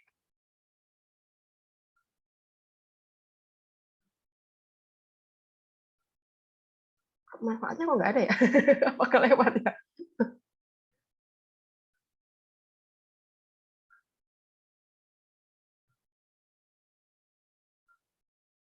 Oke, mungkin saya jelaskan. Jadi kalau manfaat kan memang sudah menjadi evident ya manfaatnya dari hypnobirthing ini ya. Jadi selama ini yang diketahui itu untuk mengatasi nyeri ya. Padahal sebenarnya bukan itu goal akhirnya itu adalah tadi nilai kedamaian. Ketika seorang ibu hamil itu damai gitu ya, bahagia, tenang itu akan menjadi modal ya tentunya yang akan menjadi blueprint tadi ketika bayinya lahir kelak akan menjadi modal karakternya si bayi kelak itu ya. Itu kemudian secara aplikatif sih ya mempercepat persalinan gitu ya. Kalau nyeri itu sebenarnya bonus gitu ya. Karena ada juga kan contohnya artis yang memang dia ini gitu ya. Semuanya udah tahu lah ternyata dia sudah pelatihan dari awal tapi ternyata SC juga ternyata gagal juga. Artinya tergantung dari komitmen gitu ya. Itu. Kemudian apalagi terutama buat suami gitu ya juga ada manfaatnya bidannya gitu ya. Artinya lebih menghadapi gitu ya, itu akan lebih nyaman, lebih cepat gitu ya. Itu. Kemudian ada juga yang ketika diterapkan dari sejak sebelum persalinan, artinya misalkan hamil yang bermasalah, misalkan sungsang. Kalau sungsang itu saya pengalaman pribadi gitu ya, itu memang cukup efektif. Dua anak saya itu dua-duanya mendekati 37, 38 dia baru balik gitu ya, baru posisi vertek gitu ya. Itu ya rutin saya mungkin ada kelainan kali ya di rahim saya sehingga posisinya dua-duanya seperti itu. Jadi saya selalu afirmasi ketika mendekati mau tidur dan bangun gitu ya, komunikasi jelas itu. Nah itu pernah saya cobakan itu balik lagi gitu ya, artinya kembali ke sungsang lagi. Artinya saya menyerah gitu ya, artinya memberikan kesempatan ke anak saya gitu ya. Jadi ya sudahlah kalau memang kamu masih mau muter-muter nggak apa-apa, tapi nanti ketika menjelang proses kita bertemu, ketika persalinan, nanti atur posisimu berada di bawah ya nak. Itu selalu saya ulang-ulang. Dan dari pengalaman dua anak saya begitu berhasil gitu ya. Jadi tidak pasrah saja. Di sini adalah yang penting adalah pasrah gitu ya. Karena kalau dari ya tubuh kita memang sudah didesain sedemikian rupa gitu bahwa ada bahwa mengatakan bahwasanya Tuhan itu menciptakan, memberi kita rahim, memberi kita vagina, tapi tidak memberikan jendela di perut gitu ya. Oke, next. Terus peran pendamping itu apa saja gitu ya. Jadi berperan aktif gitu ya. Ini saya dapat gambar yang foto itu indah sekali ya kalau kelasnya itu kelas seperti itu dilaksanakan sambil layeh-layeh, rujaan gitu ya, sama bidanya gitu ya. Jadi akan lebih terjalin partnership-nya gitu ya. Jadi lebih private, lebih nyaman gitu ya ketika mereka mau harapannya, mengungkapkan harapannya gitu, mencobanya itu akan lebih. Cuman kalau di Indonesia itu lebih ke peran ke ibu hamilnya. Kalau peran suaminya kurang begitu terlibat sepertinya belum gitu ya. Kemudian komunikasi sudah bisa dilakukan gitu ya sejak mereka ada gitu ya. Artinya kalau di Muslim itu kan 3 kali 40 hari itu kan baru ditiupkan ruh gitu ya. Jadi kalau 40 hari pertama itu kan nutfah namanya gitu ya. Kemudian kalau 40 hari kedua itu alaqah, Kemudian 40 hari ketiga mugidah itu saat ditiupkan ruhnya itu, makanya di Muslim ada 4 bulanan gitu ya. Nah, itu saat ditiupkan ruh diharapkan kan biasanya ada doa-doa, nah gitu ya. Akan mendapatkan apa ya, keberuntungan, sehat gitu ya, panjang umur itu kan ada harapan doa di situ. Nah, sejak saat itu sebenarnya suami sudah mulai bisa berperan ya. Dia komunikasi dengan si calon bayi gitu ya, berperan aktif, mendampingi, kooperatif, terus peka gitu ya. Masalahnya peka ini adalah mungkin hal yang sangat sulit bagi seorang laki-laki gitu ya. Nah, artinya perlu komunikasi yang baik antara si ibu hamil dengan partnernya, dengan pendampingnya. Itu saya rasa. Next.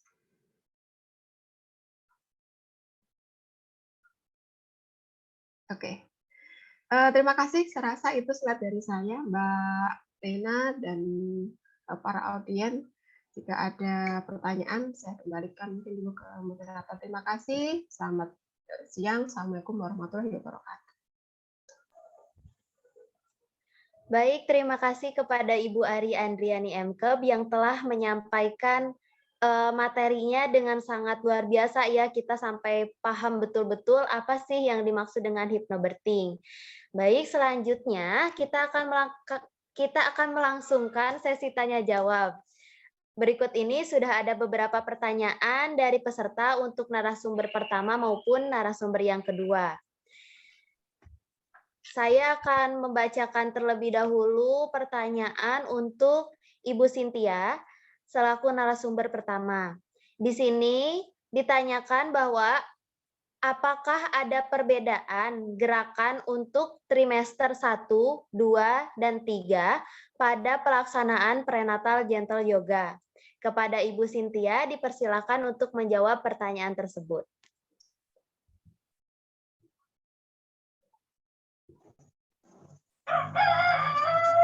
Ya, baik, terima kasih.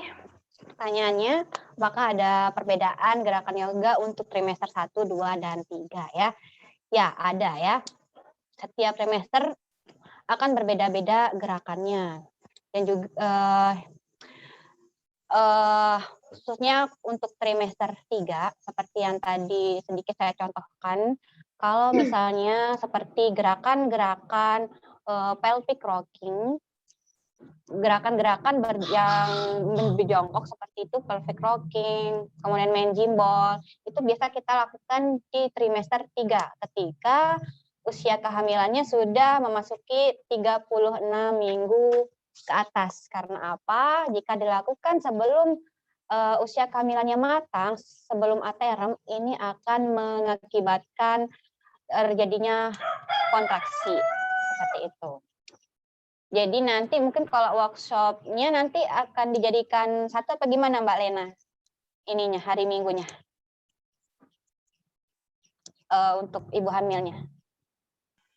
Nanti untuk pelaksanaan workshopnya mungkin bisa dikomunikasikan kembali sama panitianya ya Mbak, panitia yang lain. Soalnya kami juga masih menyusun hal tersebut. Oh iya.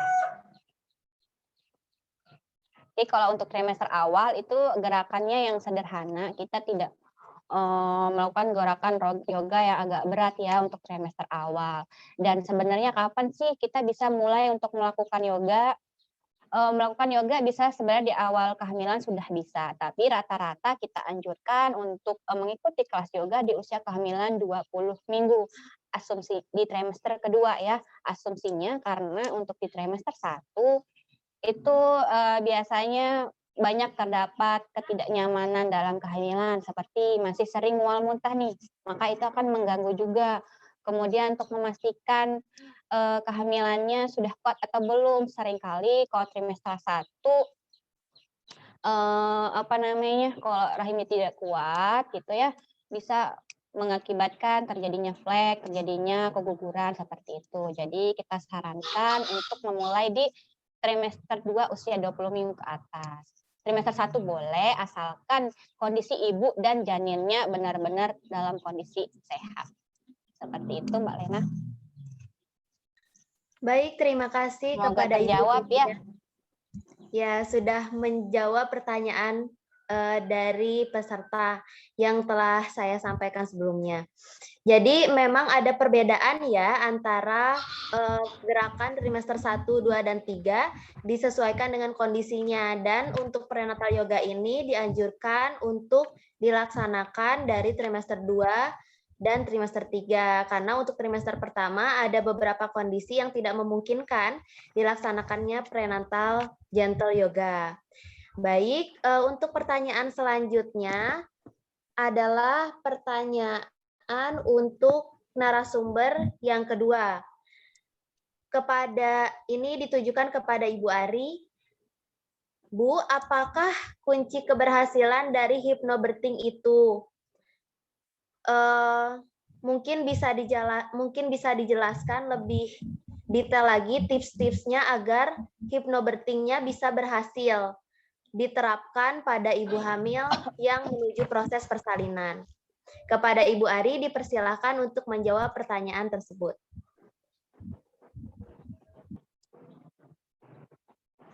Baik, terima kasih atas pertanyaannya. Kunci keberhasilan gitu ya. Ketika kita memang mau apa ya istilahnya? Sebenarnya kan ini itu bagian dari persiapan gitu, persiapan. Jadi artinya begini, apakah ada waktu-waktu tertentu gitu ya? Oh, ketika memang dia di trimester akhir gitu ya, itu akan efektif atau pas menjelang persalinan gitu ya. Artinya ini membutuhkan satu kesiapan, komitmen gitu ya dengan akan lebih jauh lebih efektif itu kalau pasangan itu juga berpartisipasi gitu ya. Artinya lakukanlah dia memang teknisnya itu betul gitu ya. Artinya apakah harus dengan ritual yang tadi gitu ya, dari mulai kita siapkan ruangan, artinya tidak mutlak begitu, Mbak. Artinya gini, ketika memang kita bisa mengakses bawah sadar tadi, itu adalah kuncinya.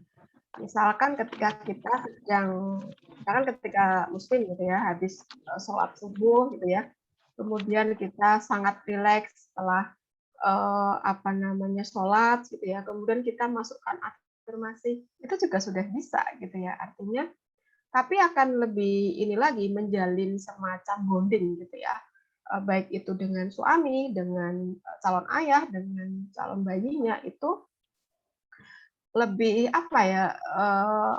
kalau ritualnya itu juga dilakukan gitu. Dan apakah harus akan lebih baik gitu ya kalau itu memang secara kualitas gitu. Apakah ketika sejak sebelum hamil sudah dilakukan itu menjamin keefektifitasannya? Enggak juga. Artinya kalau misalkan itu kan tergantung dari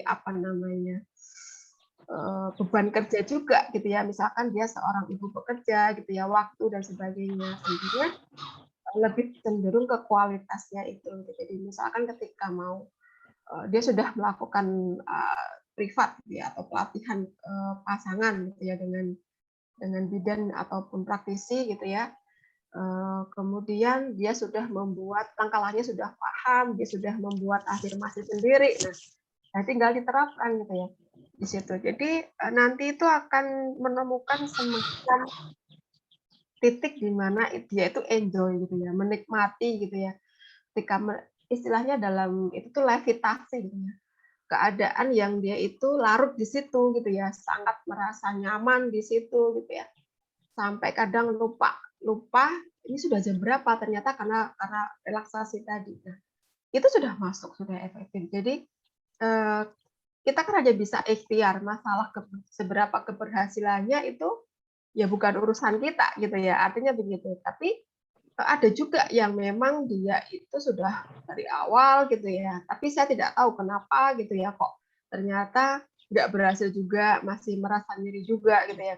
Tadi saya katakan di sini kita hanya ikhtiar gitu ya. Artinya mungkin bisa dikombinasikan dengan berbagai cara gitu ya, termasuk mind body intervensi yang lain gitu ya, termasuk tadi misalkan dengan cara yoga seperti yang Bu Cynthia lakukan itu akan meningkatkan kemungkinan keberhasilan tentunya. Artinya pendekatan dari secara 5 indera gitu ya, jadi Misalkan dengan aromaterapi itu kan kita pendekatan melalui indera hidung gitu ya, supaya lebih rileks gitu ya. Itu kita gunakan gitu ya. Kemudian apa namanya, indera mata gitu ya. Jadi kita bisa relaksasi dengan apa yang kita suka gitu, misalnya pemandangan ataupun setting dekorasi di rumah gitu ya. Kemudian ada makanan-makanan yang memang kita indera ini ya, indera pengecap gitu ya, makanan-makanan yang membantu relaksasi misalkan. Ada juga gitu ya, bisa yang juga membantu di proses-proses misalkan kurma, pisang gitu ya, itu kan sangat membantu sekali. Kemudian indera apalagi sentuhan ya, jadi sentuhan suami gitu ya, itu akan ketika sentuh gitu ya dengan orang yang kita cintai, tentunya hormon oksitosin akan membanjir gitu ya, itu akan sangat membantu sekali gitu ya. Terus apa lagi terakhir, udah ya. Nah itu kita kombinasikan, kemudian ditambahi lagi, diperdalam gitu ya, di embedded misalnya dengan main body intervention tadi, bisa dengan juga dengan relaksasi itu akan memperbesar kemungkinan keberhasilan. Nah, kalau misalkan ini kita berpikirnya ya itu hanya bonus, ketika memang dia nggak nyeri, memang bisa tersenyum ketika ini, itu hanya bonus. Konon karakter kita itu akan terlihat ketika kita melahirkan gitu ya. Jadi bawah sadarnya akan muncul gitu ya. Kita teriak atau kita akan cakar-cakar suaminya. Nanti jangan-jangan helmnya perlu pakai apa? Bidannya perlu pakai helm gitu ya, biar nggak habis gitu ya. Nah itu akan terlihat, artinya memang banyak faktor gitu ya. Inner child kita dipengaruhi gitu ya, pola asuh dulu gitu ya. Makanya tadi saya bilang gitu ya, bahwasanya satu orang hamil itu nanti akan mempengaruhi sampai dengan cucunya gitu ya, status kesehatannya gitu ya. Nah, jadi harus kita putus itu siklusnya di situ. Jadi perlu kalau memang mau komitmen di situ, mau ini ya maunya apa? Kita perannya siapa? Kita sebagai ibu hamil, kita sebagai bidan, kita bermain peran sesuai dengan tanggung jawabnya masing-masing, berikan yang terbaik begitu. Baik Ibu, terima kasih atas jawabannya. Sangat jelas sekali ya. Intinya kalau untuk keberhasilan ini tidak bisa ada tolak ukur mutlaknya gitu, bahwa itu akan berhasil atau tidak. Itu kembali lagi ke nanti ikhtiar kita sudah sejauh apa, berusahanya, doanya juga, dan faktor-faktor pendukung yang lainnya, termasuk dengan penerapan mind body intervention yang lainnya seperti prenatal yoga. Nah, baik. Di sini kita bisa mengetahui bahwa adanya keterkaitan antara prenatal gentle yoga dan penerapan hypnobirthing. Untuk teman-teman yang tertarik dengan penerapan prenatal gentle yoga dan juga hypnobirthing ini, bisa memperdalam lagi materi yang didapatkan hari ini dengan mengikuti workshop yang akan kami laksanakan pada tanggal 7 November 2021. Untuk informasi lebih lanjutnya bisa diakses di Instagram @mercy_jogja, dan akan kami share juga melalui nomor admin Mercy Yogyakarta. Baik, di sini ada satu pertanyaan lagi untuk narasumber kita yang pertama, yaitu Ibu Cynthia. Di sini pertanyaannya adalah, berapa lama baiknya melakukan prenatal gentle yoga? Apakah bila lelah kita harus berhenti saja atau bagaimana? Mohon penjelasannya, Bu. Silakan kepada Ibu Cynthia untuk menjawab pertanyaan tersebut. Baik, ini pertanyaannya untuk yang kelas apa yang saya lakukan di rumah ya? Oke, anggap saja kelas ya. Misalnya, biasanya kita per pose itu ditahan 3-5 kali siklus nafas. Tapi apabila sebelum 3-5 kali siklus nafas, Ibu bisa berhenti posenya, istirahat terlebih dahulu, minum terlebih dahulu, seperti itu, baru nanti kita lanjutkan lagi gerakannya. Begitu, Mbak. Jadi tidak memaksa kuncinya kalau yoga. Jangan sampai ngerasa kram, apa sakit, terus tetap dipaksa, tidak. Istirahat sejenak saja nanti. Ya, tapi kalau misalnya melakukan yoga sendiri di rumah, nah ini bebas ya. Yang penting Ibu secara rutin melakukan yoganya. Begitupun jangan hanya pose, tadi kita ajarkan nafas juga ya Ibu. Jadi untuk nafasnya juga nanti kita anjurkan khususnya untuk yang muslim mungkin bisa berlatih baik itu nafas dan juga pose setiap habis sholat misalnya 5 kali sehari. Jadi akan lebih teratur gitu ya, akan lebih teratur untuk kita belajar nafas dan juga mengolah tubuh. Yang penting sekuatnya, semampunya, baik itu pose maupun nafas. Kalau nafas jangan dilakukan penahanan nafas, jangan kumbaka, jangan menahan nafas. Kalau pose jangan menyakiti diri sendiri dan juga janinnya. Begitu ya. Dan kalau misalnya dari Ibu tadi memiliki kontraindikasi yang sudah disebutkan,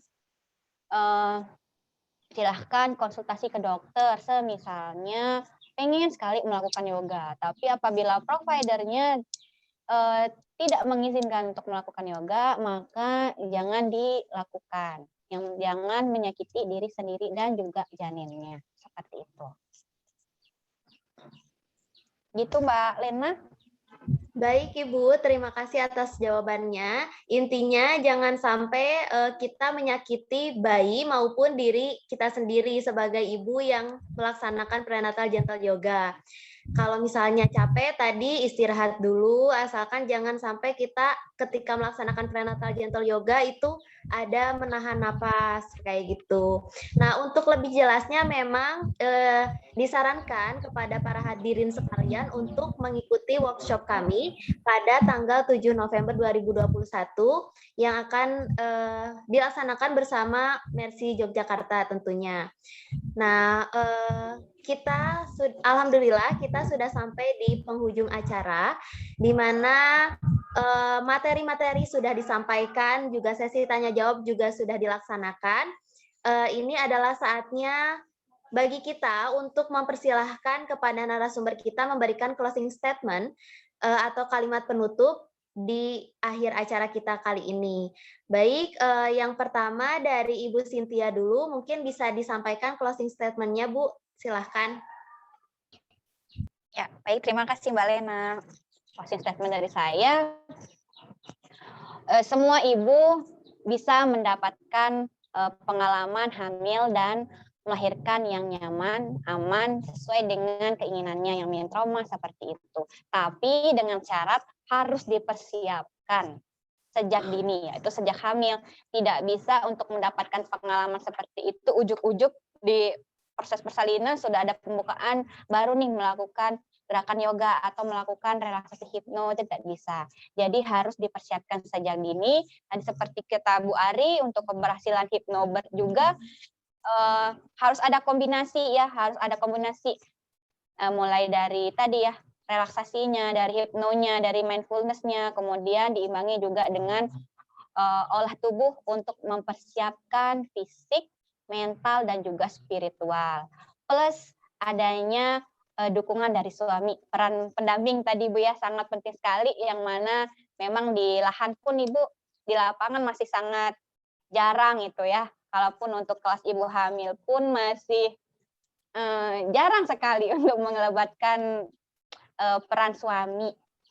Mungkin saya setuju sekali tadi seperti katanya Bu Ari, kenapa tidak kelas hipno, kelas yoga ini bisa menjadi program wajib pemerintah begitu ya, supaya semua ibu itu bisa merasakan.